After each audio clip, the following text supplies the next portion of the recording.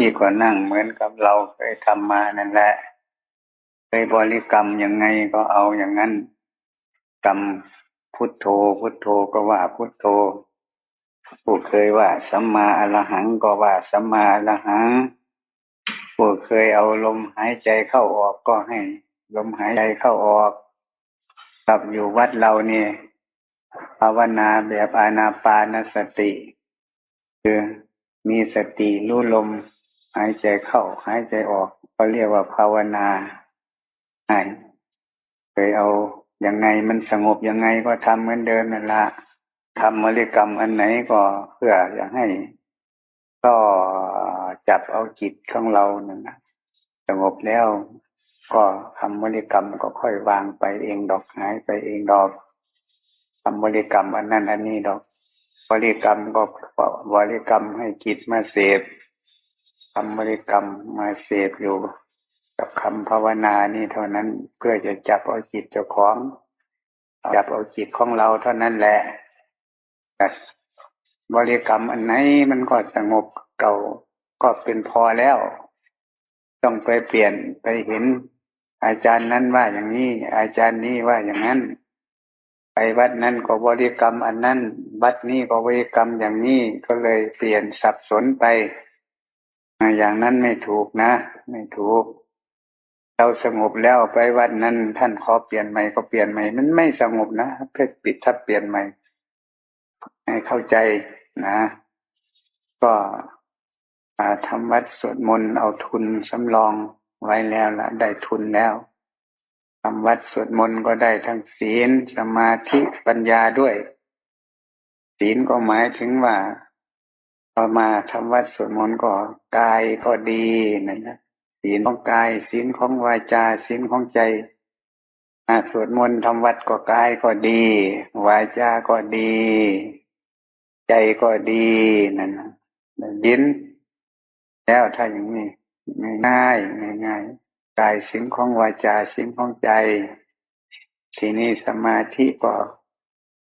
ทำวัดสวดมนต์ไปก็กลัวมันจะหลงสติเราก็มาเพ่งอยู่ที่ฐานใดฐานหนึ่งมาจ่ออยู่ที่คำสวดมนต์ไหว้พระนั่นแหละก็จะเป็นปณิกะสมาธิก็ลงไปถึงอุปจารสมาธิคนเอาดีๆอัปปนาก็ได้ทำวัดสวดมนต์เนี่ยถ้าเราไม่ส่งจิตออกไปนอกส่งจิตอยู่เอาจิตมารู้อยู่ที่ฐานที่เราตั้งสมาธินั่นนะให้เข้าใจอย่างนี้ส่วนปัญญาก็เกิดสวดไปสวดมาจำคำสวดท่องคำสวดได้หรือดูนั่นอันนี้ขึ้นก็เกิดปัญญานะอย่างที่ท่านว่าเรามีความแก่เป็นธรรมดาอย่างนี้นะยาเราก็รู้ว่าโอ้มันอะไรมันก็แก่อยู่อย่างนี้แก่ธรรมดานี่ คือมันแก่ยังไงนั่นแก่เองไม่มีใครบอกให้แก่มันก็แก่เองเป็นเองความเป็นเองนั่นนะธรรมชาติธรรมดาเนี่ยคือสิ่งที่เกิดขึ้นเองเป็นไปโดยตนเองนี่นะแก่เองของมันใครจะไม่แก่เราก็เดี๋ยวนี้ก็แก่กว่าเมื่อเช้านี้อีกแล้วเราก็อยากเข้าใจนี่แหละสัจจะคือความจริงอริยสัจจริงต้องแก่ไม่มีใครห้ามแก่ได้สักคนมันแก่เป็นธรรมดาธรรมดาคือมันแก่เองมันแก่เองของมันไม่มีใครห้ามได้บังคับได้ว่าอย่าแก่นะเรามีความเจ็บไข้เป็นธรรมดาเนี่ยโรคภัยไข้เจ็บเนี่ยเฉยๆมันก็เกิดขึ้นเองโรคปวดฟันอย่างนี้ก็เหมือนกันไม่ได้ไปทำอะไรดอกถึงเวลามันก็ปวดขึ้นมาเองของมันโรคอะไรก็เหมือนกันมันเกิดเองเป็นเองของมันเรียกว่าธรรมดาของจริงแก้ไม่ได้มันเป็นจริงอย่างนั้นนะเรียกว่าธรรมดาธรรมดาหรือธรรมชาติก็อันเดียวกันมันเกิดเองเป็นไปโดยตนเองมันอยากหยุดก็หยุดของมันเองมันอยากเจ็บก็เจ็บของมันขึ้นมาเองเรามีความตายเป็นธรรมดา คนเกิดมาก็ต้องตายด้วยกันหมดไม่มีใครอยู่ค้ำฟ้าได้สักคนหรอกต้องตายเป็นธรรมดาถ้าไม่อยากเกิดไม่อยากตายก็ต้องไม่มาเกิดอีกดับความเกิดได้ความแก่ก็ไม่มีความเจ็บไข้ก็ไม่มีความตายก็ไม่มีถ้าเรามาเกิดอยู่ก็ต้องมีแก่เรื่อยล่ำไปนี่นะปัญญามันต้องรู้อย่างนี้ความเจ็บไข้เรื่อยล่ำไปมีความตายเป็นเรื่อยล่ำไปเกิดเท่าไหร่ก็ตายเท่านั้นให้เราเข้าใจอย่างนี้แต่เห็นว่าเราจึงจะเบื่อหน่ายในความเกิดความแก่ความตายพระพุทธองค์ก็มาเห็นอันนี้ละมาเห็นอันนี้แหละเรียกว่าทูตทั้งสี่นั่นนะท่านจึงเบื่อหน่ายเรามาสวดอยู่ในธรรมจักรในธรรมจักรท่านก็เอาเห็นมันทุกข์นะแต่ความเจ็บความตายนี่นะมันเป็นทุกข์ในธรรมจักรกับปวัตตนสูตรท่านก็เอาเกิดแก่เจ็บตายนี่แหละเป็นทุกข์สวดไปเมื่อกี้นี่เป็นประธานแห่งทุกข์ในอนัตตลักขณสูตรสูตรที่สองท่านก็เอาขันธ์ห้าเป็นจักขันธ์ปัญจขันธ์ก็ว่าเบญจก็ว่าเบญจขันธ์ขันธ์ห้าเป็นประธานแห่งทุกข์ในสูตรสองที่สามท่านก็เอาอัตตลักขณสูตรเนี่ยเอาอายตนะสองนั้นทุกข์เป็นประธานแห่งทุกข์ธรรมจักรก็เอาเกิดแก่เจ็บตายเป็นประธานแห่งทุกข์อัตตลักขณสูตรก็เอาขันธ์ห้าเป็นประธานแห่งทุกข์จะเอาประธานขันธ์ห้านั่นคือทุกข์ในอทิตตลักขณสูตรก็หมายเอาอายตนะเป็นทุกข์ซึ่งเข้าใจอย่างนี้แต่ว่ามาผู้ที่สร้างปัญญารู้เห็นตามความเป็นจริงแล้วก็อันเดียวกันนั่นแหละไม่จักก็อะไรล่ะเกิดแก่เจ็บตายขันธ์ห้านี่เนี่ยมันเกิดมันแก่มันตายไม่ได้หมายถึงนอกธาตุนอกขันธ์นะอันนั้นแต่ละคณะสูตรก็หมายถึงว่าขันธ์ห้านี่แหละมันเป็นอนิจจังทุกขังอนัตตาเท่านั้นมันจึงเป็นทุกข์มันทนอยู่ไม่ได้อาทิตย์ก็เหมือนกันอายตนะหกนะก็คือขันธ์ห้าคือเก่านั่นแหละตาหูจมูกลิ้นกายก็สงเคราะห์เขาเรียกว่ารูปใจก็เรียกว่านามอายตนะนะก็เรียกว่าขันธ์ห้าคือเก่านั่นตาหูจมูกลิ้นกายสงเคราะห์เรียกว่ารูปใจก็เรียกว่านามสมมติว่ารูปอันนี้ก็สมมติว่านามสรุปแล้วทั้งสามสูตรก็พูดอันเดียวกันนะแยกพูดสุดแต่วหารของพระสูตรเฉยๆดอกแยกพูดไปนะพูดไปแยกสมมุติไปอันเดียวกันแต่สมมุติไปคนละแง่ละมุมเพื่อให้เราท่านทั้งหลายนั้นพิจารณาออกคนควรจะรู้จักอายตนะเข้าใจเรื่องอายตนะคนมารู้จักขันธ์ห้าโดยตรงก็เข้าใจเรื่องขันธ์ห้าทุกข์นั่นนะอะไรสรุปแล้วก็เห็นขันธ์ห้าคือเก่านั่นขันธ์ห้าด้วยอริยสัจสี่เห็นอริยสัจสี่ด้วยญาณสามเท่านี้ไม่มีอะไรขันธ์ห้ามันเกิดนั่นมันแก่มันตายนั่นเกิดขึ้นตั้งอยู่ดับไปนั่นนะตอนนี้ไม่มีอะไรดอกเกิดมันดับนี่นะเรียกว่าอริยสัจสัจจะคือมันความจริงขันธ์ห้ามันเป็นทุกข์ทุกข์คืออริยสัจจริงก็ไม่ได้หมายถึงที่อื่นหรอกหมายถึงที่นี่แหละแค่สัจจริงดับนี่แหละสิ่งได้เกิดสิ่งได้ดับสิ่งนั้นต้องเป็นทุกข์นะแล้วถ้าไม่เราไม่แก่กว่านี้เราไม่รู้จักทุกข์นะได้เป็นทุกข์สิ่งนั้นได้เกิดสิ่งได้ดับสิ่งนั้นต้องเป็นทุกข์ขันธ์ห้าเกิดขันธ์ห้าดับตลอดวันหนึ่งขันธ์ห้าเกิดกี่ครั้งดับกี่ครั้งตายกี่ครั้งเกิดกี่ครั้งตายกี่ครั้งคำว่าเกิดดับเกิดตายนี่แหละได้เกิดสิ่งได้ดับสิ่งนั้นต้องเป็นทุกข์จะเห็นทุกข์อริยสัจจริงเนี่ยมันเกิดมันดับมันเป็นจริงของมันอย่างนี้สัจจะคือความจริงความจริงคือยังไงเกิดแล้วต้องดับนั่นแหละความจริงคือสัจจะธรรม ธรรมะคือของจริงเกิดมันดับแค่นี้ไม่มีอะไรนะเป็นสิ่งที่ควรกำหนดรู้นะญาณที่สองสัจจะสัจจญาณอันนี้สัจจญาณยังดุขังอริยสัจจันติเมภิกขเวนี่ขันธ์ห้าเกิดดับพร้อมกันเป็นอริยสัจจริงอยู่อย่างนี้เรียกว่าเห็นโดยญาณที่หนึ่งคือสัจจญาณญาณที่สองก็ปริญเยย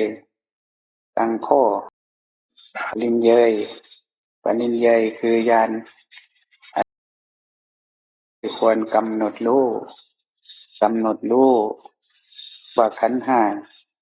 คืออะไรมันเกิดมันดับอยู่ยังไงสร้างสติปัญญาขึ้นมาให้รู้ว่าขันธ์ห้าเกิดเองดับเองเรียกว่ากำหนดรู้ญาณที่สามก็คือกัตตญาณสัจจญาณอิจจญาณกัตตญาณเราได้รู้แล้วปริญญาคือรู้แล้ว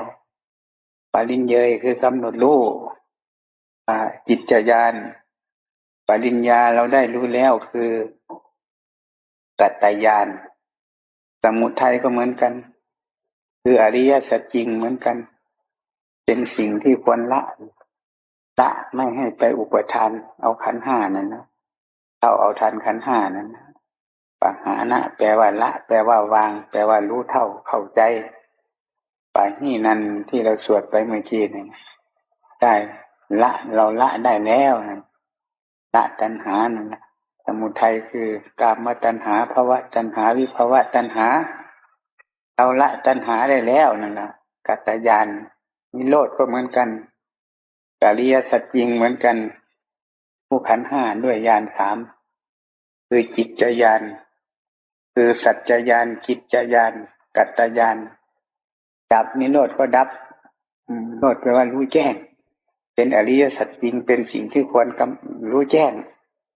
เรารู้แล้วเรารู้แจ้งแล้วนะญาณที่สามกัตตญาณมรรคก็เหมือนกันคืออริยสัจจริงญาณที่หนึ่งสิ่งที่ทำให้มากเดินให้มากอาวิเราได้เจริญแล้วนะเราได้ทำแล้ว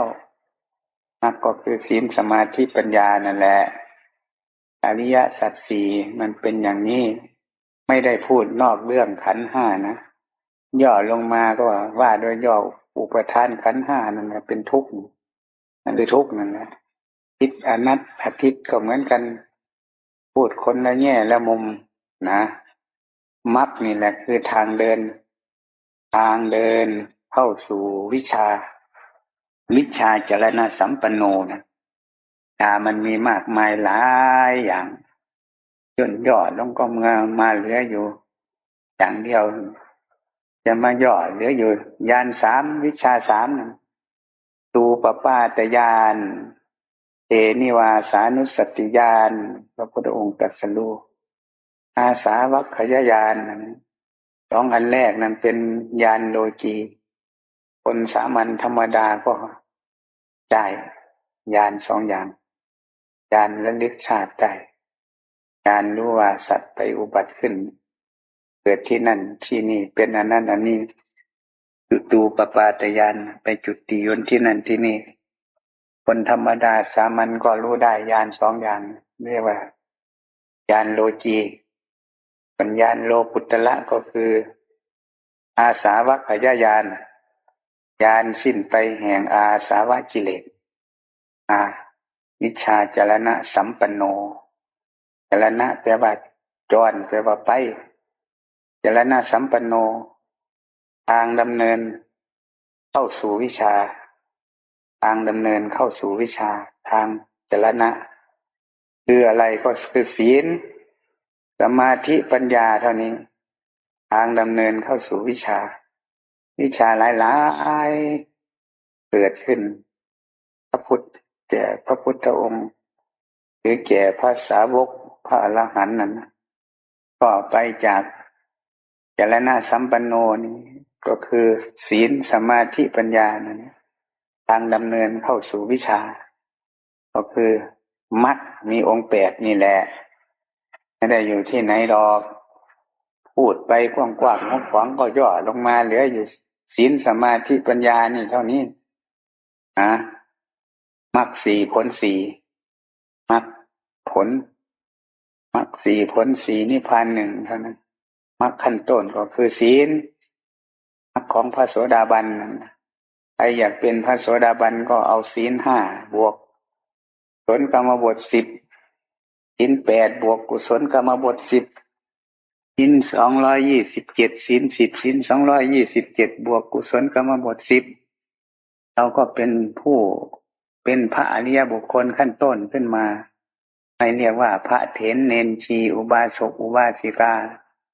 เป็นอริยบุคคลขั้นต้นคือพระโสดาบันนี่ทางดำเนินเข้าไปเดินไปอย่างนี้ไม่ใช่ทางรถทางเปลี่ยนทางเครื่องบินดอกทางเดินของจิตของใจศีลนี่ของกายศีลของวาจาศีลของใจนี่กายเราดีวาจาเราดีใจเราดีก็เรียกว่าผู้ปฏิบัติดีเท่านั้นดีหรือยังล่ะที่นี่อะไรดีกายดีวาจาดีใจดีเท่านี้เป็นผู้มีศีลบริบูรณ์ค่ะกายดีวาจาดีใจดีกายประเสริฐวาจาประเสริฐใจประเสริฐผู้ประเสริฐก็เรียกว่าอริยบุคคลเท่านั้นอริยบุคคลอริยบุคคลขั้นต้นก็คือพระโสดาบันเนี่ยพระโสดาบันเป็นไม่ยากดอกผู้มาบวชก็ต้องเป็นอย่างผู้มีกายดีวาจาดี227ก็มาบวกกุศลกรรมบท10หรือเอาอริยกันตศีลมาบวกใส่อันกุศลกรรมบท10นี่แหละท่านบัญญัติชื่อขึ้นว่าอริยกันตศีลเป็นศีลของพระอริยเจ้าศีลของพระอริยบุคคลคนผู้ปฏิบัติดีแล้วได้เป็นพระสุปฏิปันโนไม่เรียกว่าชายหรือหญิงหนุ่มหรือแก่นะพระเถรเณรชีเป็นได้หมดพระสุปฏิปันโนนะปฏิปันโนภควโตสาวกสังโฆสงฆ์สาวกของพระพุทธเจ้าหมู่ใดปฏิบัติดีแล้วนั้นใครก็ตามปฏิบัติดีแล้วก็เรียกว่าสาวกของพระพุทธเจ้าทั้งนั้นอะไรดีกายดีวาจาดีใจดีกายสะอาดวาจาสะอาดใจสะอาดกายประเสริฐวาจาประเสริฐใจประเสริฐบุคคลนี้แหละผู้ประเสริฐนี่เรียกว่าอริยบุคคลเรียกว่าพระโสดาบันผู้ประเสริฐจึงเรียกว่าพระให้เข้าใจอย่างนี้นะเนี่ยมรรคขั้นต้นคือศีลผู้ที่มีกายดีวาจาดีใจดีนี้เป็นพระสุปฏิปันโนเป็นนิยโตบุคคลผู้เที่ยงตรงต่อสุขติปิดอบายภูมิได้หน้าเข้าสู่พระนิพพานแต่ยังไม่ถึงพระนิพพานนะอันหน้าเดินทางเข้าสู่พระนิพพานยังไม่ถึงต้องเดินต่อไปอีกมรรคขั้นสูงขึ้นไปอีกอันหลังให้อบายภูมิทั้งสี่ไม่หวั่นไหวในจัตุรบายทั้งสี่คืออบายภูมิทั้งสี่ไม่กลับไปอีกแล้วผู้เนี้ยทำง่ายๆนี่แหละมรรคขั้นต้นแต่พระโสดาบันนะมีอยู่3ประเภทด้วยกันนะอันนี้เรียกว่าประเภทที่1ผู้ที่มีกายดีวาจาดีใจดีเรียกว่าสัตตุสัตตะหากมาเกิดในมนุษย์หรือสวรรค์ก็เพียง7ชาติสัตตะแปลว่า7ชาติมนุษย์หรือสวรรค์7ชาติก็เข้าสู่พระนิพพานพระโสดาบันองค์แรกนี่องค์ที่2ก็ต้องมีเป็นผู้มีดวงตาเห็นธรรมความเกิดความดับเห็นสัจจะคือความจริงนี่แหละคือธรรมะคือของจริงเห็นอะไรก็ตามตาเห็นรูปจมูกได้กลิ่นลิ้นได้รสได้ยินเสียงจมูกได้กลิ่นลิ้นได้รสเห็นแล้วก็เกิดดับตาเห็นรูปแล้วก็เกิดดับเกิดรู้ว่าเห็นอันนั้นอันนี้แล้วก็ดับหูได้ยินเสียงเกิดดับจมูกได้กลิ่นลิ้นได้รสเกิดดับถ้าใครเห็นเกิดดับอย่างนี้เรียกว่าธรรมะจักขุดวงตาเห็นธรรมธรรมะคือของจริงคือเกิดแล้วต้องดับมันเกิดเองดับเองของมันเป็นสัจจะคือความจริง อะไรเกิดอะไรก็ต้องดับอย่างนี้เรียกว่าธรรมจักขุดวงตาเห็นธรรมองค์นี้หากมาเกิดในเขาเรียกว่าโอโกลังโกละหากมาเกิดในมนุษย์หรือสวรรค์อีกเพียง2 ชาติ 3 ชาติก็ไปพระนิพพานมักปฏิบัติไปอย่างนี้วิธีมันเรียกว่าดวงตาเห็นธรรมเห็นสิ่งใดสิ่งหนึ่งมีความเกิดขึ้นเป็นธรรมดาทั้งหลายเหล่านั้นก็ดับไปเป็นธรรมดาองค์ที่2พระโสดาบันองค์ที่3กลับมาเกิดในมนุษย์ชาติเดียวเอกพีชีเอกไปวันหนึ่งมาเกิดชาติเดียวก็ไปพระนิพพานพระโสดาบันองค์นี้ต้องละสังโยชน์3เป็นผู้มีศีลได้เห็นธรรมแล้วก็ละสังโยชน์3ได้สังโยชน์มันมีทั้งหมดอยู่10อย่างนะเกิดอย่างสักยทิฏฐิวิจิกิจฉาศีลพัตปรมาส3อย่างนี้เป็นสังโยชน์ของพระโสดาบันกามฉันทะพยาบาทนี่เป็นสังโยชน์ของพระอนาคามี5อย่างนี้เป็นสังโยชน์เบื้องล่างเบื้องต่ำนะขึ้นไปอีก5ข้างบนนั่นเป็นสังโยชน์ของพระอรหันต์รูปราคะอรูปราคะตัวมานะอุทธัจจะกุกุจจะอวิชชา10อย่างนี้สังโยชน์มีอยู่10อย่างสังโยชน์คือเครื่องผูกมัดรัดสัตว์ให้ติดอยู่ในภพในชาติติดอยู่ในขันธ์5ในโลกติดอยู่ในภพในชาติไม่มีที่สิ้นสุดพระโสดาบันต้องละสังโยชน์3ได้องค์สุดท้ายนั่นแหละสักยทิฏฐิวิจิกิจฉาศีลพัตปรมาสแต่ก่อนอ่านเจออยู่สักยทิฏฐิเนี่ยวิจิกิจฉาศีลพัตปรมาสเนี่ยว่าสังโยชน์3สังโยชน์3ท่องเอาแต่ไม่รู้ว่าสักยทิฏฐิคืออะไรวิจิกิจฉาคืออะไรศีลพัตปรมาสคืออะไรเอาวันนี้จะแจกให้ฟังเพิ่มเติมพอได้เข้าใจเพิ่มอีกสักยทิฏฐินี่ทิฏฐิแปลว่าความเห็นว่าขันธ์5นี่นะเป็นตนเป็นขันธ์5ขันธ์5มีอยู่ในตนมีอยู่ในขันธ์5ขันธ์มีอยู่5ขันธ์ความเห็น4อย่างนี่เรียกว่ามิจฉาทิฏฐิความเห็นผิด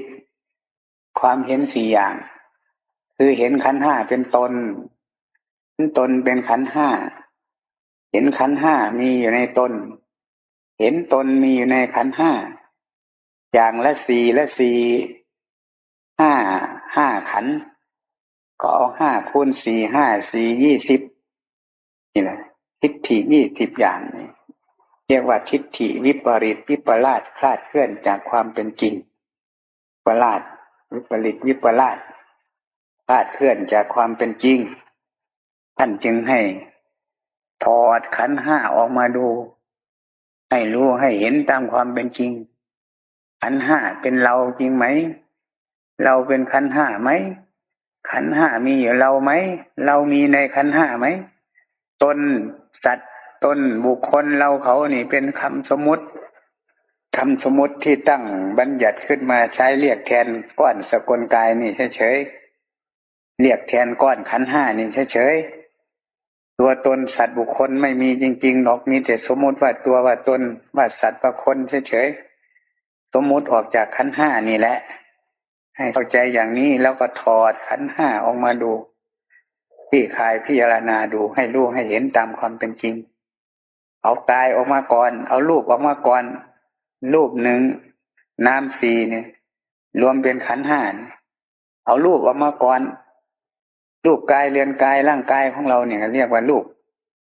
กายของเราก็ประกอบด้วยธาตุ4นี่แยกธาตุออกดูทีนี้นี่แหละทิฏฐิความเห็นธาตุ4ดินน้ำลมไฟมาประกอบกันจึงเรียกว่าก้อนสกลกาย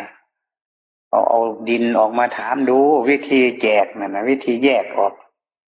แจกขันธ์5ออกดูแจกรูปออกดูดินเป็นคนไหมดินเป็นเราไหมดินเป็นตนไหมตนอยู่ไหนคนอยู่ไหน อยู่ในดินนี่เดี๋ยวถอดดินออกมาดิน20 อย่างที่เราสวดไปอยู่เมื่อกี้เนี่ยกายของเรานี่แลเนี่ยแลเข้าไปดูกายเจ้าของหน่อยเถอะเนี่ยถอดกายเจ้าของออกมาดู20 อย่างที่ข้นแข็งนี่เขาเรียกว่าดินท่านเรียกว่าดินสมมุติว่าธาตุดินดินเป็นคนไหมเอาน้ำมากองเอาใส่ถังเอาไว้น้ำลมไฟก็หาแยกอันไว้4 กองถามทีละกองทีละอย่างถามทีละธาตุดินเป็นเราไหมดินเป็นสัตว์ไหมดินเป็นคนไหม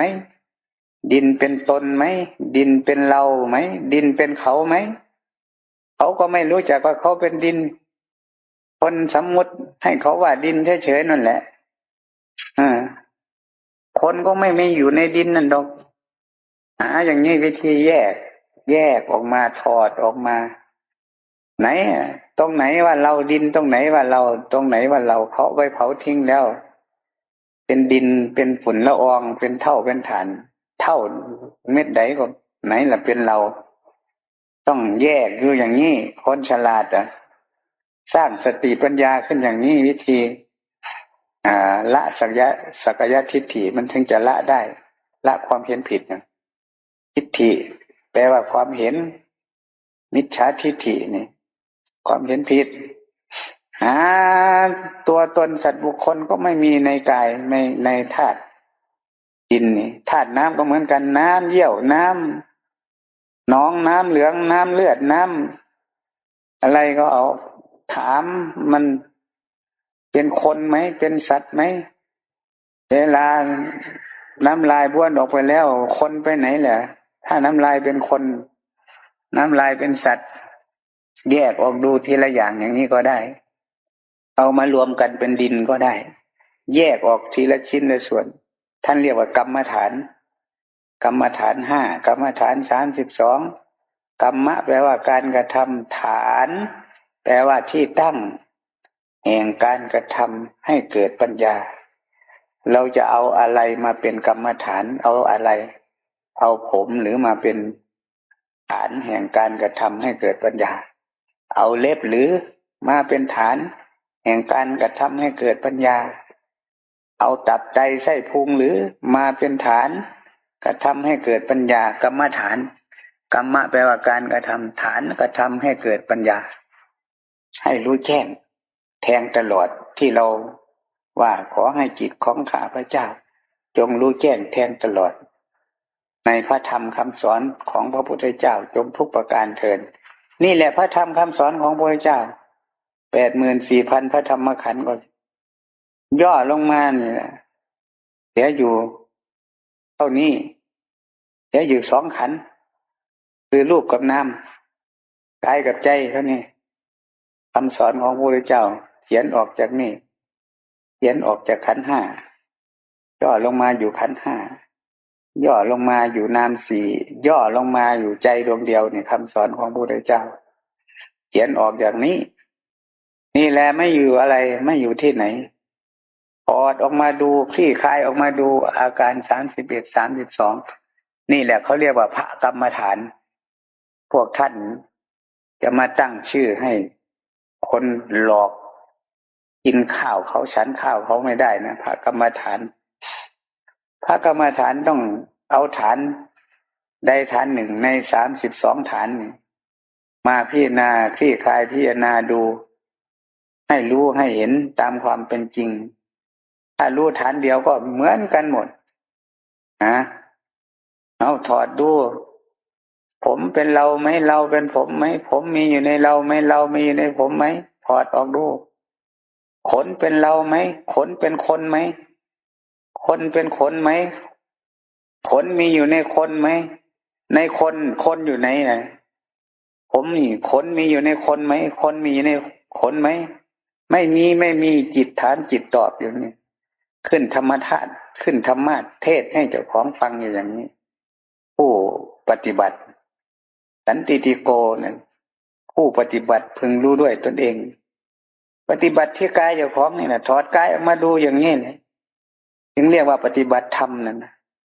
ธรรมทั้งหลายคือกายกับใจนี่ ปฏิบัติที่ไหนปฏิบัติธรรมเนี่ย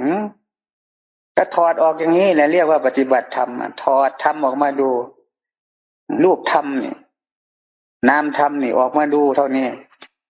มันเป็นยังไงมันมีสัตว์มีคนอยู่นี่จริงไหมจนเห็นว่าไม่มีสัตว์บุคคลตัวตนเราเขาแต่ก่อนเราเห็นว่ากายนี่แหละคือสัตว์บุคคลตัวตนเราเขาพอมาถอดออกทุกย่อยสลายจนเป็นปุยเป็นผงเป็นจุนนั่นก็ไม่มีสัตว์มีบุคคลอยู่ในนี่ทำแล้วทำอีกนะไม่ใช่คืนเดียวครั้งเดียวหนเดียวทำแล้วทำอีกช้าเป็นการนานเป็นประโยชน์เข้าไปชมอุทยานของพระอริยะกรรมฐาน32นี่คืออุทยานของพระอริยะเจ้าผู้จะไปพระนิพพานก็ต้องไปจากนี้เอากายนี้เนี่ยเป็นทางดำเนินเดินเข้าสู่พระนิพพานเอาขันธ์ห้านี่แหละเป็นญาณวิถีขับขี่เข้าพระนิพพานพระทุดงค์พระธุดงค์ดงอะไรไม่หลงดอกดงน่ะมันก็มาหลงดงขันธ์ห้าดงกายดงใจเจ้าของนี่เท่านี้ไม่ใช่แบก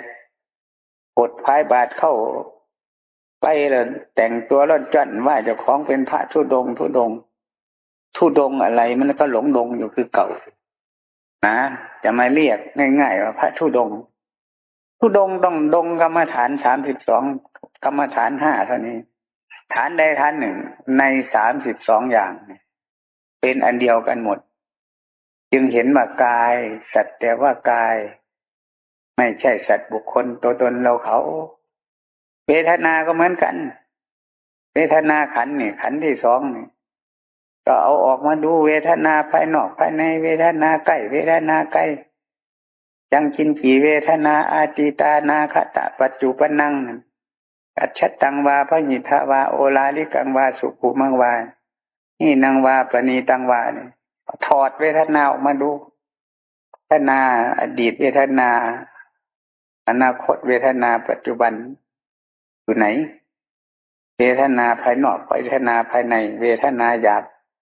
เวทนาละเอียดเวทนาในฌานในสมาธินั่นเวทนาละเอียดเวทนาปานีตกว่าเวทนาในอรูปฌานนั้นต้องให้เห็นตามความเป็นจริงเนตังมะมะเนโสหะมัสสมินะเมโสอัตตาติไม่ใช่เราไม่ใช่ของเราต้องเข้าใจหมดพวกนี้ถอดออกมาดูทั้ง5อย่างนั่นแหละขันธ์5จึงจะละความเห็นละมิจฉาทิฏฐิได้เมื่อดับมิจฉาทิฏฐิลงเราก็จะเป็นสัมมาทิฏฐิจิตของเราก็จะเป็นสัมมาทิฏฐิเกิดขึ้นที่เราสวดเมื่อกี้นะสัมมาทิฏฐิสัมมาสังกัปโปนั่นสัมมาทิฏฐิมันก็คู่กันก็คือมิจฉาทิฏฐิมิจฉาทิฏฐิก็คือความเห็นผิดสัมมาทิฏฐิก็คือความเห็นถูกต้องความเห็นตรงมันมีแค่นี้ถ้าถอดกายออกไม่เห็นไม่มีสัตว์บุคคลตัวตนเราเขานั่นเห็นว่ากายเนี่ยสัตว์แต่ว่ากายตั้งสมมติชื่นเพื่อว่ากายเฉยๆไม่มีสัตว์บุคคลตัวตนเราเขาอยู่ในนั้นสัตว์ก็ตั้งสมมติขึ้นมาบุคคลก็สมมติขึ้นมาตัวตนก็สมมติขึ้นมามีโดยสมมติถ้าถอดสมมติออกมาออกหมดมันก็ไม่มีอะไรเนี่ยก้อนอันเนี้ยดินก้อนกายเนี่ยนี่แหละสติปัฏฐาน4ก็ไปจากนี่แหละกายในกายเห็นเวทนาในเวทนาเห็นจิตในจิตเห็นธรรมในธรรมนะเห็นกายสัจแต่ว่ากายนะเห็นเวทนาสัจแต่เวทนาเห็นจิตสัจแต่ว่าจิตเห็นธรรมสัจแต่ว่าธรรมก็ไปจากขันธ์5นี่แหละกายก็คือรูปเวทนาจิตธรรมก็คือนามรูปกับนามก็คือขันธ์5อันเก่านี่แหละเห็นขันธ์5ว่างจากสัตว์บุคคลตัวตนเราเขาเนี่ยทีนี้เราก็เป็นสัมมาทิฏฐิขึ้นละสักกายทิฏฐิได้นี่สักกายทิฏฐิละทิฏฐิ20อย่างความเห็น20อย่างนั้นเป็นความเห็นผิดเป็นมิจฉาทิฏฐิความเห็นผิดความเห็นวิปริตวิปลาสคลาดเคลื่อนจากความเป็นจริงเมื่อเรามาถอดดูจริงๆแล้วไม่มีสัตว์บุคคลตัวตนอยู่ในนั่นจึงเป็นสัมมาทิฏฐิเกิดขึ้นเมื่อสัมมาทิฏฐิเกิดแล้วง่ายทีเนี่ยง่าย เห็นว่าขันธ์ห้าว่างจากสัตว์บุคคลตัวตนเราเขาแล้วต้องให้เห็นจริงๆนะพิจารณาจนเกิดญาณทัศนะทั้งรู้ทั้งเห็นด้วยปอดดูอย่างนั้นคืนแล้วคืนเล่าวันแล้ววันเล่าถ้าเป็นการนานเป็นประโยชน์พระพุทธองค์จึงว่าอย่างช้า7 ปีอย่างเร็ว7 เดือนเร็วเข้ากว่านี้7 วัน7 ชั่วโมงผู้เก่งก็7 นาที ละสักยทิฏฐิได้เห็นว่าขันธ์ห้าว่างจากสัตว์บุคคลตัวตนเราเขาได้ก็สบายแล้วทีนี้นี่ละสักยทิฏฐิได้วิจิกิจฉาศีลพัฒน์ปรมาสเป็นธรรมหมวดเดียวกันของพระโสดาบันพระโสดาบันละตัวนี้ได้2 อันนั้นไม่ต้องพูดถึงความโลเลสงสัยวิจิกิจฉาเนี่ยสงสัยว่ากายเนี่ยมีสัตว์บุคคลตัวตนแล้วเขาดับไปทันทีเลยความสงสัยอันนี้ดับไปวิจิกิจฉาคือความโลเลสงสัยหายวับไปกับตาเลยไม่มีสัตว์อยู่ในนี่ไม่มีคนอยู่ในนี่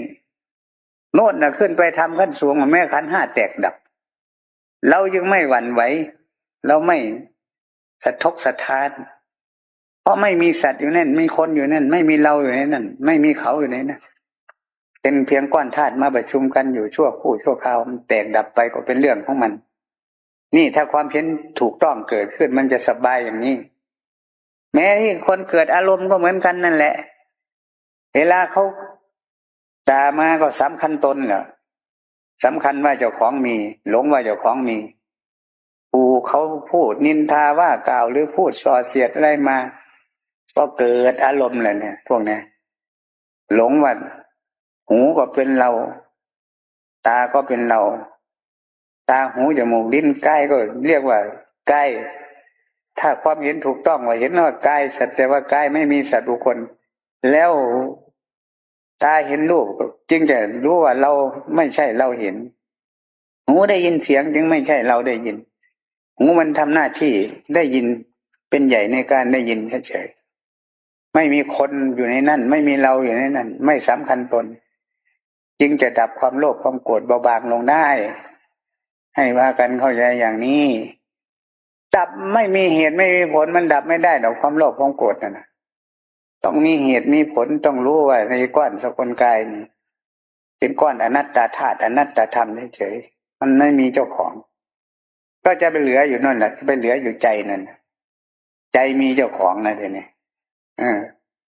พอถอดใจออกมาดูอีกเจรณาจิตเจรณาธรรม